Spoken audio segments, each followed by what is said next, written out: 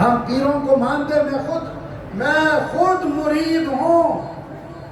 میں 40 سال تک ایک مرشد کی میں نے خدمت کی ہے، 40 سال تک ان کی جوتیاں سیدھی کی، 40 سال تک میں نے ان کی خانقاہ میں واش روم صاف کیے، ان کے خانقاہ کے مہمانوں کے میں نے ہاتھ دھلائے، 40 سال تک۔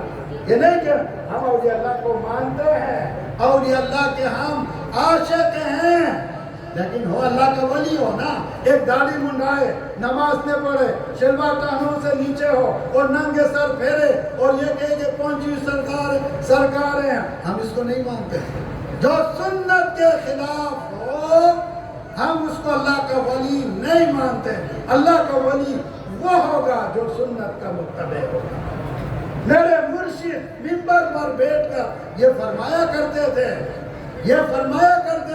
اے لوگوں، میرے سر سے لے کر پیروں کے ناخن تک دیکھو، اگر میرا کوئی عمل سنت کے خلاف ہے تو آ کر مجھے بتا دو، میں تمہیں انعام عطا کروں۔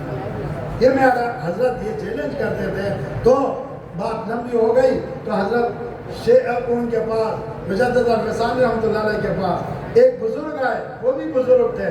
انہوں نے عرض کیا کہ حضرت آج کل مجھے روحانیت میں قبض ہے، اور میں نے حضرت خواجہ باقی باللہ رحمۃ اللہ علیہ کی مریدوں کو دیکھا، ان کے بعد وہ آپ کے پاس آتے ہیں، میں بھی آیا ہوں۔ تو حضرت نے فرمایا پیارے میرے پاس تو کچھ بھی نہیں ہے، میں تو صرف اور صرف ہر کام سنت کے مطابق کرتا ہوں۔ سبحان اللہ کہو، ہر کام سنت کے مطابق کرتا ہوں، میرے پاس اتباع سنت ہے اور کچھ بزرگی نہیں ہے۔ جب انہوں نے فرمایا میرے پاس اتباع سنت ہے، اس بزرگ کو ایک روحانی وجد آیا، اور جس کی وجہ سے ایسے زمین ہلنے لگی، اس کی وجہ کی وجہ سے زمین ہلنے لگی۔ حضرت مجدد الفسانی رحمۃ اللہ علیہ نے مسواک منگوا کے زمین کو ایسے مارا، ٹھہر جا، زمین ٹھہر گئی، اس اللہ والے کی وجدانی کیفیت ختم ہو گئی۔